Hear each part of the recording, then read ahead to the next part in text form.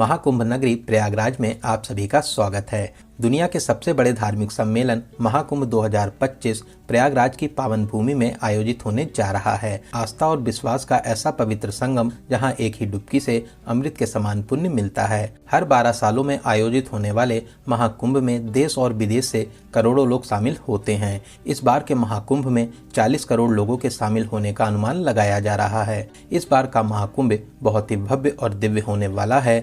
मेला क्षेत्र के साथ साथ पूरे ही शहर को दुल्हन की तरह सजाया जा रहा है। जगह जगह पार्क, विशाल प्रतिमाएं और पक्के घाटों का निर्माण किया जा रहा है। 13 जनवरी से 26 फरवरी तक 45 दिनों का ये महाकुंभ लोगों की आस्था का संगम रहेगा। कुंभ में शाही स्नान का विशेष महत्व माना जाता है। शाही स्नान के दिन स्नान करने से सभी पापों से मुक्त होकर मोक्ष की प्राप्ति होती है।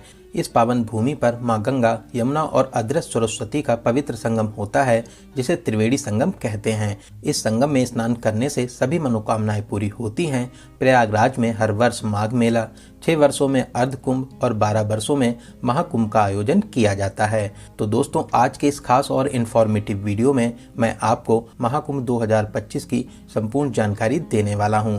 अगर आप भी इस महाकुंभ में आने की प्लानिंग बना रहे हैं तो आप एकदम सही वीडियो देख रहे हैं। ये वीडियो आपकी बहुत हेल्प करेगा। इस वीडियो में बात करेंगे आप यहाँ तक कैसे पहुँचेंगे, रुकने के लिए होटल, धर्मशाला या टेंट कहाँ पर लेना चाहिए, स्नान और दर्शन का सही तरीका क्या है, यहाँ पर दर्शन करने के प्रमुख स्थान कौन से हैं, और वीडियो के लास्ट में बात करेंगे संपूर्ण बजट की। तो महाकुंभ दर्शन की A to Z complete information के लिए वीडियो को एक बार पूरा जरूर देखें। दोस्तों, इस बार के महाकुंभ में लोगों की संख्या को देखते हुए शासन और प्रशासन ने विशेष तैयारियां की हैं। मेला क्षेत्र को यूपी का 76वां जिला बनाया गया है, जिसे 25 सेक्टरों में बांटा गया है। भक्तों की भीड़ एक जगह इकट्ठा न हो, इसके लिए 7 पक्के घाट भी बनाए गए हैं। साथ ही सभी की सुरक्षा के लिए पुलिस, सेना, PAC, NDRF, SDRF, जल पुलिस, पैरामिलिट्री और प्राइवेट पुलिस के लाखों जवान तैनात किए गए हैं। मेले की साफ सफाई और देखरेख के लिए हजारों सफाई मित्र भी सेवा दे रहे हैं। लोगों को आने जाने में कोई भी परेशानी ना हो, इसके लिए अलग अलग मार्ग बनाए गए हैं। साथ ही साथ सभी मार्ग पर पार्किंग की विशेष सुविधा भी दी गई है, जिससे सभी लोग कम से कम चलकर घाट तक पहुँच सकें। तो चलिए वीडियो में आगे बढ़ते हैं और बात करते हैं आप प्रयागराज तक कैसे पहुंचेंगे। दोस्तों, प्रयागराज में बहुत से रेलवे स्टेशन बने हुए हैं, जैसे Prayagraj junction, Prayagraj Rambagh, Prayag junction, Naini junction, Prayagraj Sangam, Phaphamau, Jhusi, Prayagraj Chheoki, Bamrauli और सूबेदारगंज। आप अपने शहर से यहाँ के किसी भी स्टेशन तक आ सकते हैं। रेलवे ने यहाँ तक आने के लिए लगभग 3000 मेला स्पेशल ट्रेन भी चलाई हैं। साथ ही साथ रेगुलर ट्रेन भी चल रही हैं। वहीं उत्तर प्रदेश के हर जिले से रोजाना बहुत सी बसेस प्रयागराज के लिए लगाई गई हैं। साथ ही 7000 नई शटल बसेस को भी शहर में चलाया जाएगा। बात करें फ्लाइट की, तो प्रयागराज में भी एयरपोर्ट है। इसके अलावा लखनऊ, बनारस, पटना तक आने के बाद भी आप प्रयागराज तक आ सकते हैं। तो चलिए, प्रयागराज पहुंचने के बाद में अब हम लोग बात करते हैं रुकने के लिए होटल, धर्मशाला या टेंट कैसे बुक करना चाहिए। दोस्तों, महाकुंभ के दौरान शहर के सभी छोटे बड़े होटल, धर्मशाला पहले से ही फुल मिलेंगे, तो आप भी पहले से ही ऑनलाइन बुकिंग करके आइए। आप प्रयागराज रेलवे स्टेशन के पास में, रामबाग स्टेशन के पास में या मेला क्षेत्र से 5 से 6 किलोमीटर दूरी तक आप होटल ले सकते हैं। मेले के दौरान नॉर्मल होटल्स की भी 2000 से 3000 में स्टार्टिंग होगी। वहीं अच्छे होटल 7000, 8000 या 10000 तक के बजट में मिलेंगे। वहीं दोस्तों, कुंभ मेला में डोम सिटी और टेंट सिटी भी बनी हुई है। अगर आप यहाँ के टेंट में बुकिंग करना चाहते हैं तो आप कुंभ मेला की ऑफिशियल वेबसाइट kumbh.gov.in से कर सकते हैं। ऑफिशियल वेबसाइट पर जो 10 वेंडर दिए गए हैं, इन्हीं से ही आप बुक करें, वरना आप फ्रॉड का भी शिकार हो सकते हैं। यहाँ पर आप लग्जरी, डिलक्स, सेमी डिलक्स और VIP टेंट तक बुक कर सकते हैं। इनकी स्टार्टिंग 8000 से हो जाती है। इसके अलावा मेला क्षेत्र में जगह जगह रेन बसेरा भी बने हुए हैं। कुछ रेन बसेरा फ्री हैं और कुछ में आपको 100 से 200 रुपये पर बेड का चार्ज भी देना रहता है। दोस्तों, इन टेंट्स के अलावा यहाँ पर बहुत से संत महात्माओं, कथावाचकों के भी बड़े बड़े पंडाल बनाए गए हैं, जहाँ पर आप प्रवचन भी सुन सकते हैं। साथ ही साथ आप यहाँ पर आज्ञा लेकर रुक भी सकते हैं। इसके अलावा सभी रेलवे स्टेशन के बाहर बड़े बड़े टेंट भी लगाए गए हैं, जहाँ पर आप फ्री में रुक सकते हैं। लेकिन दोस्तों, मैं आपको एडवाइस करूँगा, आप कोशिश करिए कि आप अपने शहर से सुबह प्रयागराज आ जाएं। पूरा दिन स्नान और घूमने के बाद में शाम वाली ट्रेन से आप अपने घर के लिए वापसी कर लीजिए। दोस्तों एक बात का आपको विशेष ध्यान देना होगा, शाही स्नान के दिन शहर में सभी प्राइवेट वाहन बंद रहेंगे। आप जिस भी मार्ग से आएंगे वहीं पर आपको पार्किंग मिल जाएगी। साथ ही नज़दीकी घाट पर आपको स्नान करना रहेगा। आप मान के चलिए कि आपको कम से कम 2 से 3 किलोमीटर चलना भी होगा। नॉर्मल डेज में रेलवे स्टेशन या बस स्टैंड से ऑटो या ई रिक्शा में 20 से 30 रुपए का किराया देकर आप न्यू नैनी ब्रिज, बहराना या चुंगी तक आ जाएंगे। फिर आप 1 से 2 किलोमीटर चलकर मुख्य मेला क्षेत्र में आकर बड़े हनुमान मंदिर किले के पास में आकर स्नान कर सकते हैं। तो चलिए दोस्तों, अब हम लोग बात करते हैं यहाँ पर स्नान करने का सही तरीका क्या है। दोस्तों यहाँ पर जगह जगह साफ सुथरे घाट बने हुए हैं। आप रेलिंग के अंदर रहकर हर हर गंगे का जाप लगाकर आस्था की पावन डुबकी लगा सकते हैं। वहीं दोस्तों इन घाटों पर स्नान करने के अलावा आप अगर चाहें तो नाव के माध्यम से त्रिवेणी संगम के पास भी जा सकते हैं। नाव वाले 150 से 200 रुपए का चार्ज करते हैं। यहाँ पर साइबेरियन पक्षी आपका चहचहाते हुए स्वागत करते हैं। आप त्रिवेणी संगम में पावन स्नान करके पुण्य प्राप्त कर सकते हैं। दोस्तों बहुत ही दिव्य और भव्य महाकुंभ का आयोजन किया जा रहा है। आप भी यहाँ पर आस्था की डुबकी लगाने जरूर आइए। दोस्तों इस बार 13 जनवरी से महाकुंभ शुरू हो रहा है। पहला शाही स्नान भी 13 जनवरी पौष पूर्णिमा को होगा। फिर उसके बाद 14 जनवरी मकर संक्रांति, 29 जनवरी मौनी अमावस्या, 3 फरवरी बसंत पंचमी, 12 फरवरी माघी पूर्णिमा और फिर 26 फरवरी को महाशिवरात्रि के दिन अंतिम शाही स्नान रहेगा। इसी दिन के बाद से फिर महाकुंभ की समाप्ति भी हो जाएगी। दोस्तों क्या आप जानते हैं इस कुंभ की शुरुआत कैसे हुई? शास्त्रों के अनुसार दुर्वासा महर्षि के श्राप से देवता कमजोर होने लगे। तब देवता विष्णु भगवान के पास पहुंचे। विष्णु जी ने उन्हें असुरों के साथ मिलकर समुद्र मंथन का उपाय बताया। तब भगवान विष्णु ने कछुए का रूप धारण कर मंदरांचल पर्वत को ऊपर रखकर वासुकी नाग को नेथी बनाया और फिर समुद्र मंथन शुरू हुआ। समुद्र मंथन से अमृत कुंभ निकला। अमृत कुंभ के लिए 12 दिनों तक राक्षसों और देवताओं के बीच भयंकर संग्राम हुआ। इसी बीच अमृत की 4 बूंदें पृथ्वी पर आ गिरी। ये बूंदें हरिद्वार, प्रयागराज, उज्जैन और नासिक में आ गिरी। तभी इन जगहों पर कुंभ का आयोजन किया जाता है और 12 सालों में प्रयागराज में महाकुंभ का आयोजन होता है। कुंभ के दौरान इन नदियों का जल अमृत के समान माना जाता है।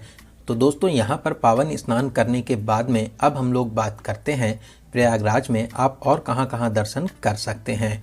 दोस्तों यही घाट के पास में ही किला बना हुआ है। किले के अंदर प्राचीन अक्षय वट है। यहाँ पर आप दर्शन जरूर करें। ऐसी मान्यता है वनवास के दौरान राम जी भी यहाँ पर रुके थे। साथ ही साथ किले के अंदर प्राचीन पातालपुरी मंदिर भी है।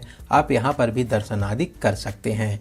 दोस्तों यहीं किले के पास में ही बड़े हनुमान जी का प्राचीन मंदिर भी स्थापित है। यहाँ पर हनुमान जी लेटे हुए हैं। मान्यताओं के अनुसार जब हनुमान जी संजीवनी बूटी लेकर आ रहे थे तब भरत जी ने असुर समझकर हनुमान जी पर बाण चलाया था, जिससे हनुमान जी यहीं पर गिरे थे। दोस्तों बहुत ही दिव्य और अलौकिक मंदिर है।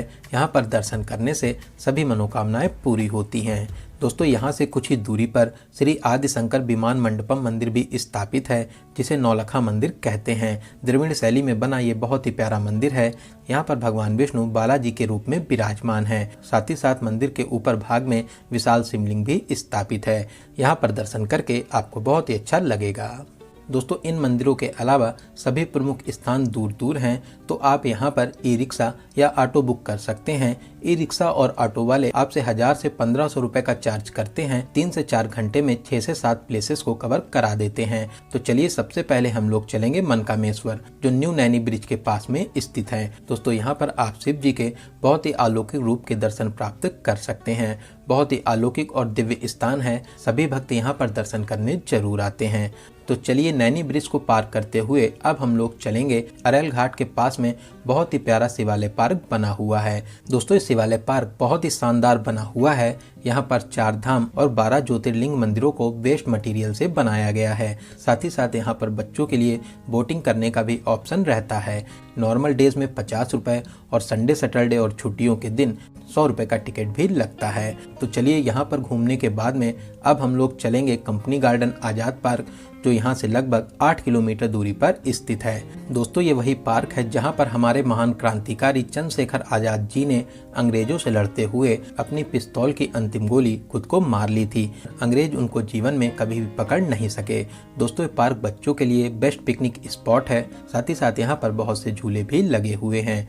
तो चलिए यहाँ पर घूमने के बाद में अब हम लोग चलेंगे भरद्वाज पार्क और आश्रम, जो यहाँ से कुछ ही दूरी पर स्थित है। दोस्तों यहाँ पर ऋषि भरद्वाज जी की विशाल प्रतिमा स्थापित है। साथ ही साथ पार्क को भी बहुत ही प्यारा बनाया गया है। फोटो शूट के लिए ये बेस्ट प्लेस रहता है। तो यहाँ पर आप अपनी यादों के लिए प्यारी प्यारी फोटो शूट भी करा सकते हैं।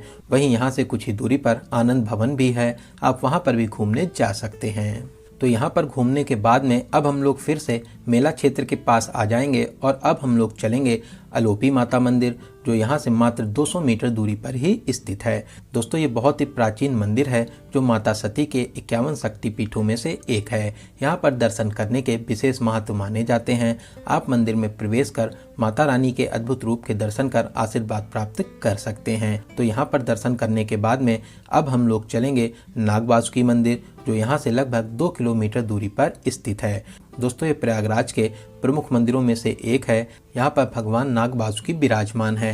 नाग वासुकी जी ने समुद्र मंथन पर नेति अर्थात रस्सी की भूमिका निभाई थी। तो आप यहाँ पर दर्शन करने जरूर आएं। दोस्तों यहाँ से कुछ ही दूरी पर प्राचीन वेणी माधव मंदिर भी स्थापित है। वेणी माधव जी को मेला क्षेत्र का रक्षक और प्रयागराज का मुख्य देवता माना जाता है।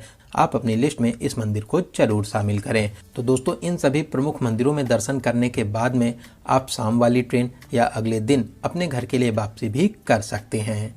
तो चलिए दोस्तों अब हम लोग बात करते हैं सबसे ज़रूरी क्वेश्चन बजट का। कितने बजट में आप इस पावन यात्रा को पूरा कर लेंगे। दोस्तों अगर आप 2 लोग हैं और आप सेम डे आकर अपने घर के लिए वापसी कर लेते हैं तो आप मान के चलिए कि 3000 से 4000 प्लस ट्रेन टिकट, इतने बजट में आप इस पावन यात्रा को पूरा कर लेंगे। वहीं अगर आप यहाँ पर एक नाइट का स्टे करते हैं तो फिर आप मान के चलिए कि 3 से 4000 रुपये प्लस होटल का किराया प्लस ट्रेन टिकट, इतने बजट में आप बहुत ही अच्छे तरीके से इस पावन यात्रा को पूरा कर लेंगे। तो दोस्तों यहाँ पर मैंने आपको महाकुंभ मेले से रिलेटेड हर एक छोटी बड़ी जानकारी को बहुत ही अच्छे और सही से देने की पूरी कोशिश की है। अगर फिर भी आपके कोई क्वेश्चन रह जाते हैं तो आप हमें कमेंट के माध्यम से पूछ सकते हैं। दोस्तों आपको ये वीडियो कैसा लगा और आप इस वीडियो को कहाँ से देख रहे हैं, कमेंट बॉक्स में ज़रूर बताइएगा। अगर आपको वीडियो की जानकारी हेल्पफुल लगी हो तो अपने एक लाइक से हमें मोटिवेट जरूर करें। साथ ही साथ अपने सभी फ्रेंड्स और रिलेटिव में जरूर से जरूर शेयर करें। वहीं दोस्तों अगर अभी तक आप हमारी फैमिली यात्रा मित्र से नहीं जुड़े हैं तो प्लीज़ चैनल को सब्सक्राइब जरूर करें। साथ ही साथ बेल आइकन प्रेस करने के बाद में ऑल नोटिफिकेशन को जरूर क्लिक करें, जिससे भविष्य में आने वाले महाकुंभ मेले के वीडियोस और साथ ही साथ अदर प्लेसेस के वीडियो आसानी से मिल सकें। तो चलिए दोस्तों अब मिलते हैं किसी ऐसे इन्फॉर्मेटिव वीडियोस में। तब तक आप अपना और अपने परिवार का बहुत ज़्यादा ख्याल रखें। आपकी यात्रा सफल, सुगम और मंगलमय हो। जय हिंद, जय भारत, हर हर गंगे।